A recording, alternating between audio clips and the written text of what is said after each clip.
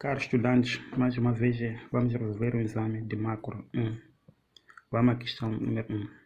O fluxo circular da atividade econômica é uma visão condensada dos processos econômicos que ocorrem numa economia, apresenta os agentes e as principais transições. Concordas?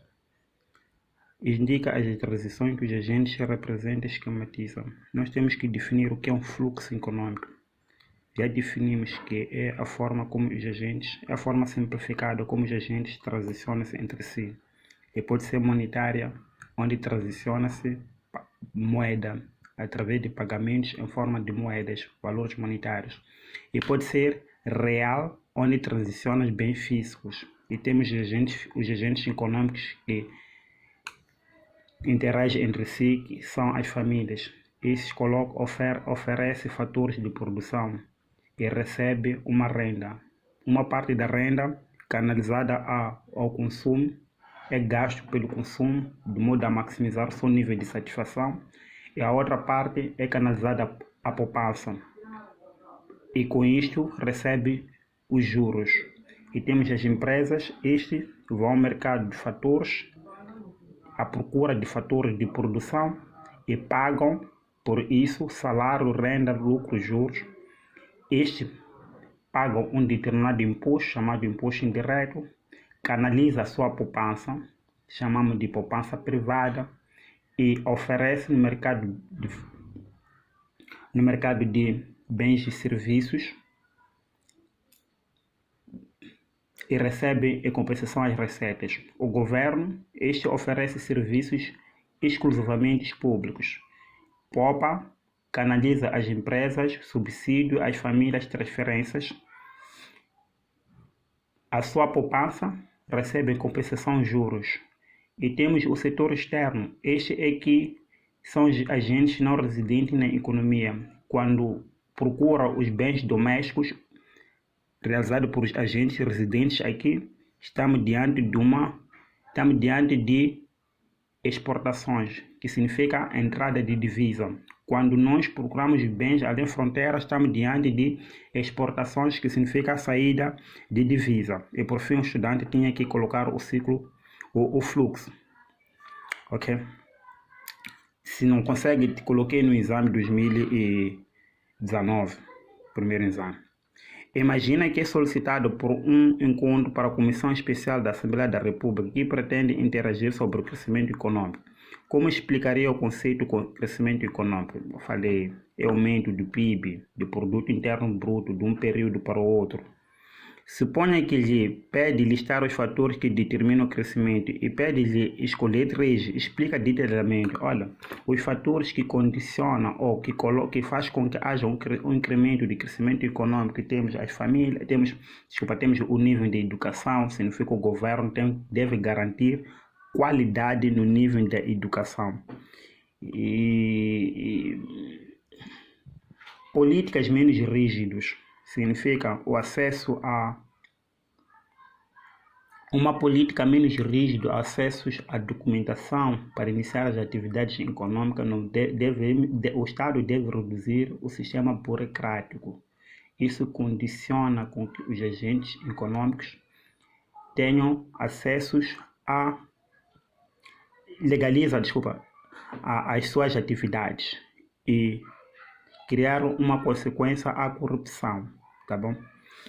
E podemos também falar de saúde. Significa que o Estado deve garantir minimamente condições mínimas de saúde de qualidade. Isso fará com que a esperança de vida aumente. Aumentando a esperança de vida implica maior acesso a crédito, confiança e redução de crédito mal parados. O número 3 diz, pensando sobre o caso de Moçambique, suponha que para terminar o encontro, pede-lhe para dar recomendações ao governo sobre o que fazer para a aceleração e crescimento. O que diria? Significa, uma das recomendações ao governo criar políticas rígidas no que concerne a combate à corrupção, sobretudo a onda de sequestro. Isso retrai negativamente aos empresários ou aos que pretendem ser empresários. Um dos efeitos seria a aplicação de leis rígidas, ou seja, Isto irá mostrar que o Estado é intolerante, há tolerância zero com a criminalidade. Isso irá intimidar aos prevaricados, aos futuros prevaricados. Temos outra situação que seria o controle das calamidades naturais, sobretudo épocas chuvosas. Então, o Estado tem que maximizar através de bacias hidroelétricas existentes ao nível nacional, que esse recurso, além de ser escasso, é bom para a economia, sobretudo maximiza o nível da agricultura. Então, é necessário que haja resiliência da infraestrutura face a esse mal, ok? Entre outros, mas eu dei 2 recomendações. O número 3, estamos aqui de novo modelo keynesiano. Modelo keynesiano. Ok, considera consumo igual a 200 mais CYD. Não temos proporção marginal do consumo. Temos impostos igual a 250 mais 0,5Y. Imposto autônomo, alíquota fiscal, rendimento. Temos as transferências, 100. Investimento, 500. Exportações, 600. Importações, 150. Mais proporção de imposto de exportação vezes o rendimento. Aqui diz, a linha A. E explica o que entendes, explica o que é multiplicador e como é determinado, e como é que se pode variar a curto prazo. Então, multiplicador das despesas autônomas deram esse aqui. Isso era o multiplicador das despesas autônomas, é 1,33. Então, significa a variação do rendimento no equilíbrio a variação do rendimento no equilíbrio é 1%. As despesas autônomas irão variar em 1,33%, mantendo outras despesas constantes. E ele pode variar quando haja aumento de gastos do governo, porque é a única variável que pode variar a curto prazo, tendo em conta que há fatores políticos que farão com que este aumente e varie. A questão 2 diz: determina o rendimento no equilíbrio, consumo, poupança, saldo orçamental e balança de pagamento. Ok, já tenho aqui os dados. O que eu não tenho é um multiplicador das despesas autônomas, mas tenho o proporção marginal a consumir, mas tenho um multiplicador das despesas autônomas que é 1,33. O multiplicador das despesas autônomas, meus caros, é igual a 1 sobre 1 menos o C, multiplicador, proporção marginal a consumir, mais CT mais M. Então, o multiplicador das despesas autônomas é o que eu tenho, que é 1,33, igual a 1 sobre 1 menos o C, mais C vezes a alíquota fiscal, esse aqui eu tenho, esse aqui é mais. A alíquota fiscal é 0,2. A proporção marginal a importar também é 0,2. Deixa eu conferir bem esse dado. Aqui é 0,25. 0,25. Ok. Então, significa o 1,33 é igual a 1 sobre. Eu posso calcular este com este. Vai dar 0,8. É 1 menos 0,8. 1 mais 0,2 dá 1,2 menos este com este é menos 1 menos 0,25 dá menos 0,75 menos 0,75C. Então aqui tem por mais que não estou a ver, produto do meio, produto dos extremos, vai ficar 1,33 vezes 1,2 menos 0,75 igual a 1. Ele passa a multiplicar, fica 1,2 menos 0,73 igual a 1 sobre. 1,33. Então, aqui é C. Então, tenho aqui o 1 a dividir por 1,33.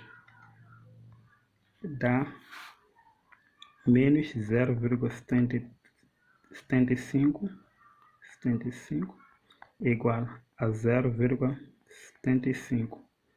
Ele passa para cá, fica menos 1,2. Aqui C.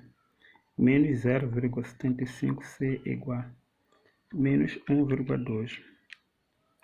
Isso dá 0,45.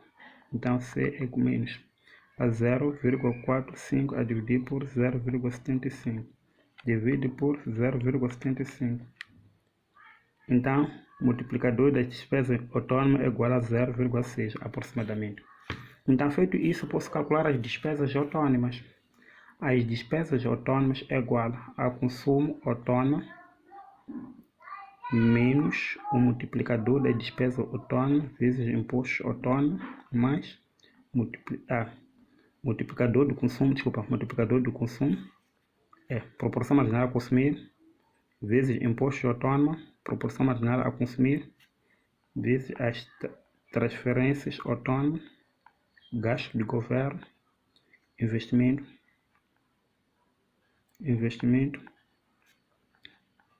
exportações menos importações. O A é igual multiplicador das despesas autônomas. Mas, cara, conseguimos ver aqui, temos esses dados.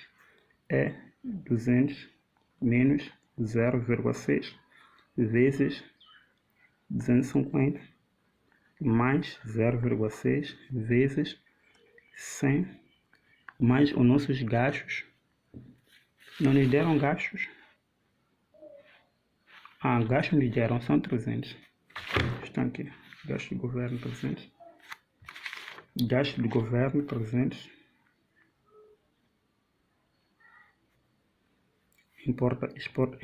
Exportação são 500.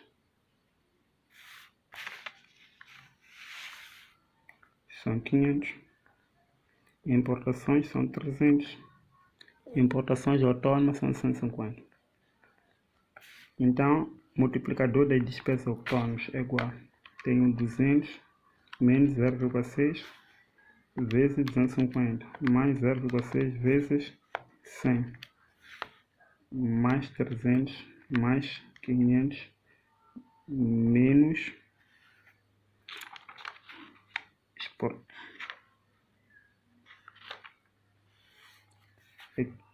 mais 600 menos 150.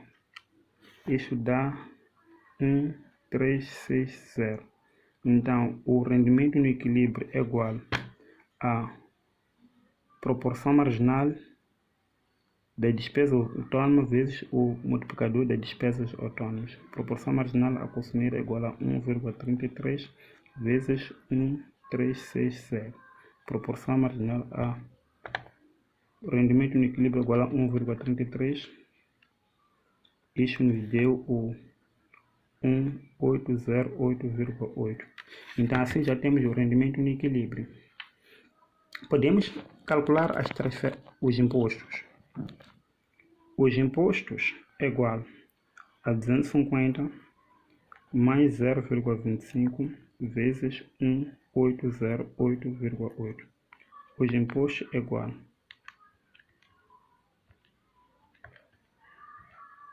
então os impostos dá 702,5. E rendimento disponível é igual a rendimento no equilíbrio menos imposto mais transferência. Rendimento no equilíbrio é igual a rendimento no equilíbrio, que é 1.808,8 menos imposto, que é 702,5 mais transferências. Essas são transferências. As transferências são 100.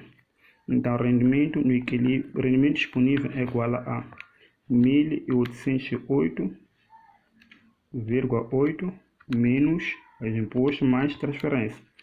Então, isso nos dá 2.206,6. Então, feito isso, posso achar a poupança. que é rendimento menos consumo, mas não tem consumo. Consumo é igual a 200 mais 0,6, não tinha, já tenho, vezes o rendimento disponível, que é 1206,6. Então, consumo é igual a vezes 0,6 mais 200. Então, rendimento é igual a 923,96. Então, a poupança é igual a rendimento disponível, que é 1206,6 menos o 923,96. Então, a nossa poupança é de 1206,6 menos o AS. Então, a nossa poupança é de 282,64. Então, feito isso, nós achamos a nossa poupança. E vamos achar o nosso saldo orçamental. Vou achar daqui. O saldo orçamental é igual a... Aqui. Não quero escrever de uma outra forma. No saldo orçamental é igual a receita menos despesa. O saldo orçamental é igual a imposto mais TY, mais as despesas são transferência e mais gastos do governo.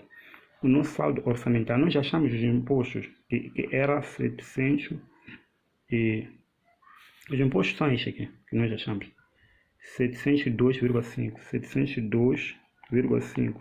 Mais os gastos. Quais são os gastos?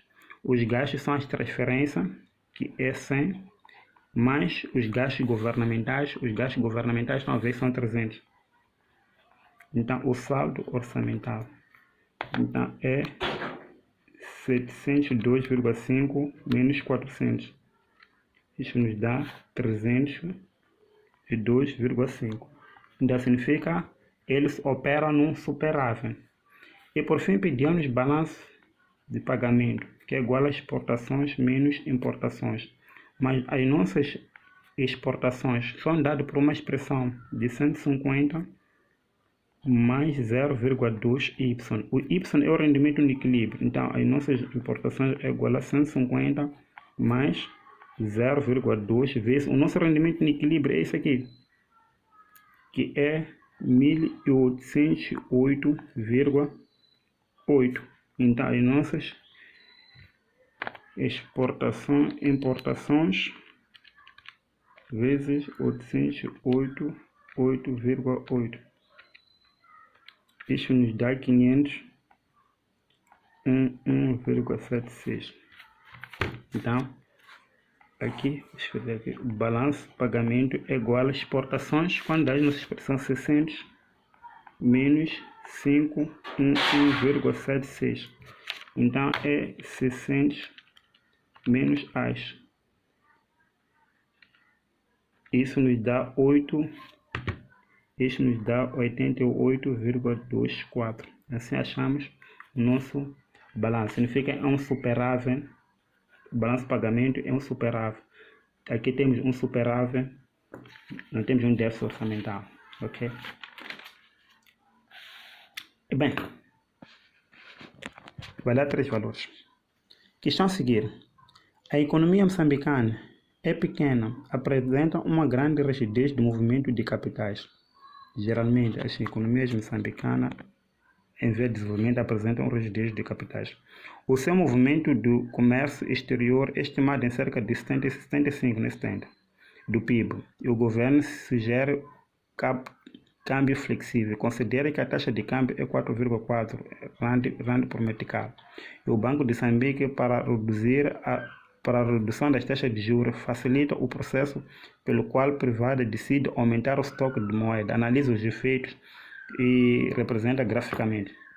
Bem, aqui estamos falando do modelo ISLM. Vou fazer um pequeno aqui. Bem, aqui tenho a taxa de... Aqui tenho o mercado doméstico, mercado real, o mercado de bens e serviços. Aqui tem balanço de pagamento, aqui tem o modelo ILM. Então, numa economia em que Quando o governo decide, depois vou representar gráfico, não sou muito bom de gráfico, só para a percepção do estudante.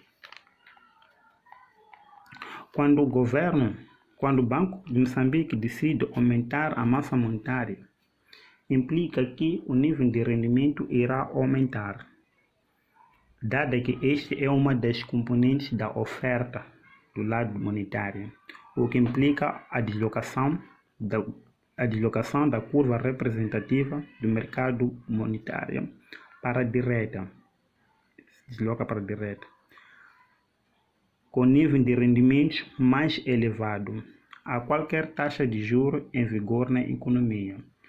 Portanto, para o nível de taxa de juros em vigor, o estoque da moeda existente é maior para o nível de transações existente na economia, o que significa que os agentes econômicos irão alocar esses estoques adicionais de moedas em compra de título. A procura de título irá aumentar, e que implica aumento do preço deste, de modo a equilibrar o mercado de título.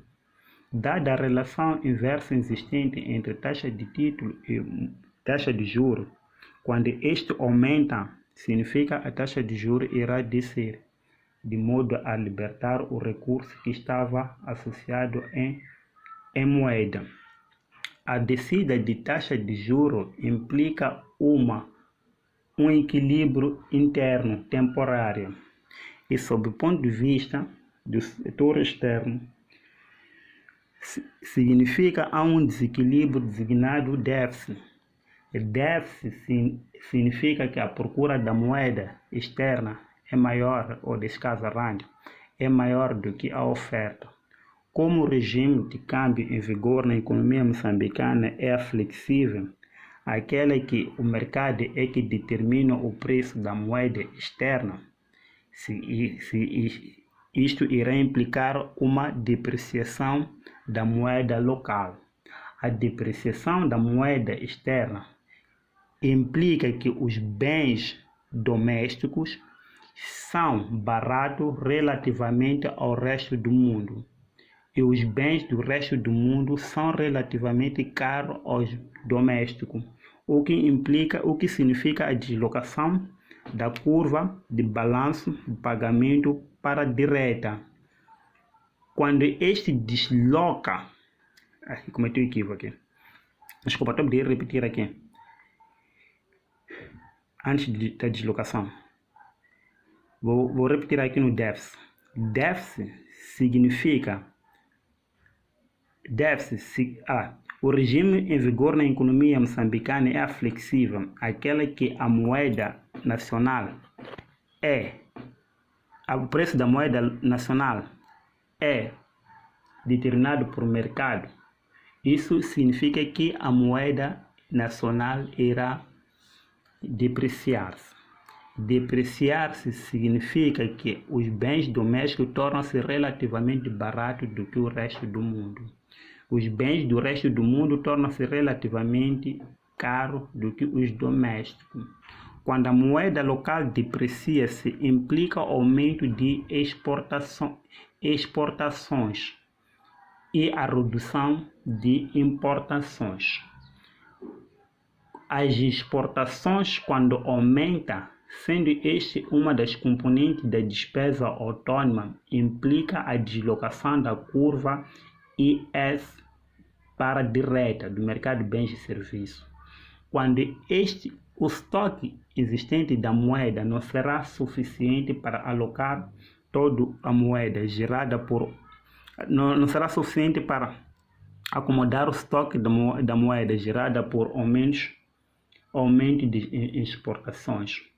Ou seja, a procura por moeda por motivos transicionais não é suficiente. E os agentes econômicos irão recorrer na sua carteira de ativos para repor o estoque adicional de transições gerada por aumento de exportações, ajustando na sua carteira de ativos, vendendo títulos e moeda.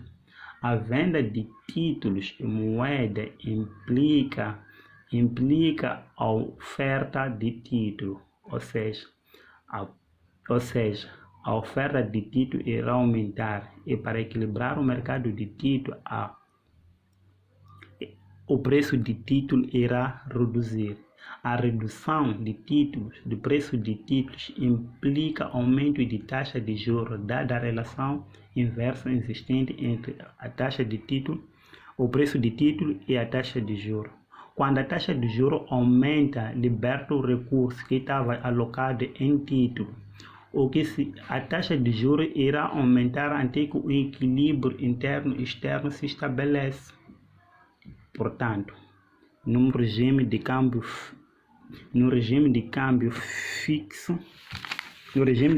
flexível, a política monetária expansionista é eficaz. Ou seja, o nível de rendimento é elevado, a taxa de juros é elevada, a taxa de câmbio é elevada.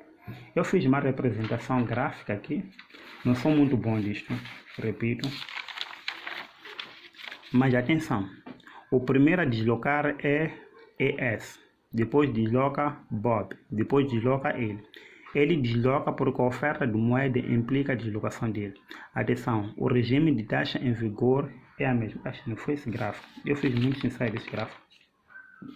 Foi esse gráfico, não foi esse gráfico. É que não faz sentido. Então, ele desloca daqui para aqui, a taxa de vigor.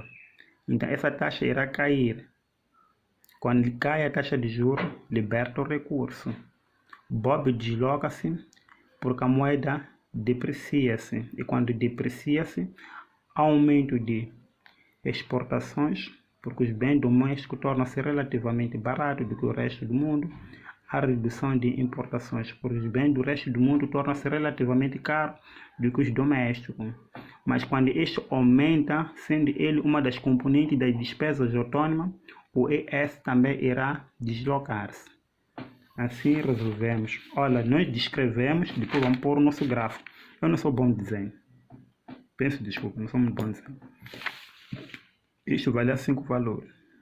Isto vale 5 valores.